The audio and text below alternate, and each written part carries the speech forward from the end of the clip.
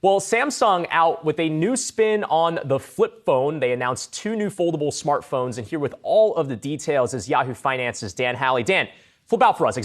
Share with us the phone. Let me see what it looks like.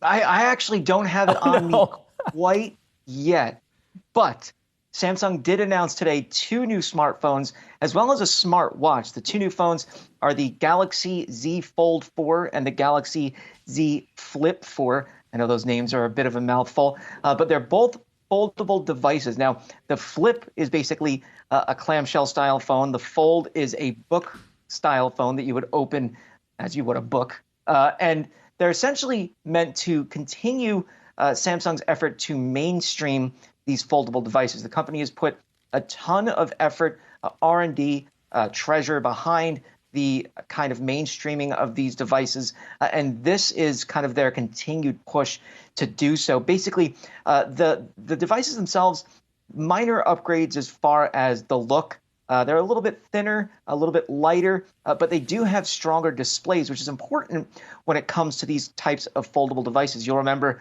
when Samsung first rolled out its original foldable phones, they would run into issues with debris getting underneath the display or the display just breaking in general.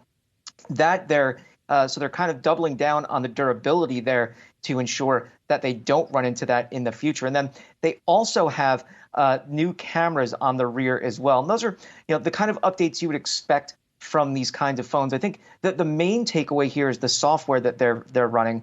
They're trying to make it so that the phones are better at multitasking. In the case of the Fold, you can run multiple apps at once. There's a new taskbar at the bottom of the screen that kind of mimics a PC style. And the Flip, you can use it by laying it down and then using it as you would maybe like a makeup compact or something like that, and use that to then talk to people via video chats. Although, it's not going to look as good as maybe your PC would. The angle's kind of just going to show everyone looking straight up your nose. So that'll be kind of weird, but they are innovating here when it comes to the phones. I was going to say, Dan, well, first of all, sorry, I didn't realize that you didn't have it in hand. So when you have it in hand, you can bring it on set. But, these type of flip phones, I guess the trade-off is that, you have more hinge components. You might get some dirt stuck in there, but you get more real estate. Have you found in previous iterations of this, that trade-off worthwhile? Yeah, I have found it to be interesting. I actually have a friend who owns an older Z Flip, and she loves it. And I think that we're seeing more people, at least when I'm on the subway, I'm seeing more people with the foldable phones. It is, though, worth pointing out that these are not priced for your average consumer. The Z Flip 4, that will cost you $999. The Z Fold will cost you $1799, so not exactly a mainstream device. I also want to talk about the new Galaxy Watch 5. Now, this is an interesting device in the fact that it now offers a temperature sensor, so it can read your body temperature while you're working out. This is basically a way for Samsung to kind of tout its health capabilities on its device, really pushing into that space further and further, just as Apple has done with the Apple Watch. Samsung, though, beating Apple to the punch when it comes to rolling out this temperature sensor. And they say that it can do things like help you better understand your sleep, your exercise, your overall fitness, things like that. They mentioned kind of being able to measure your BMI, your body mass index, but that's kind of, pseudoscience at this point, I think. It doesn't really provide you with an accurate understanding of your health.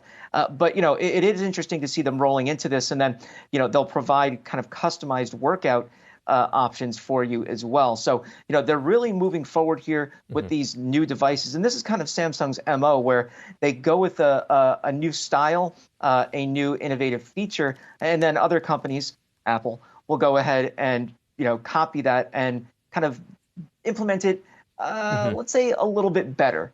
Yeah. Well, again, I don't know if they're committed to actually having the hinged phone. For what it's worth, the last hinged phone I had was the LG NV2, which I think I paid for. It's like $150 back in the day. But actually, I kind of missed that. I kind of missed the Flip. Maybe I'll get one of these. I don't know. Who knows? Yahoo Finance's Dan Howley. Thanks so much.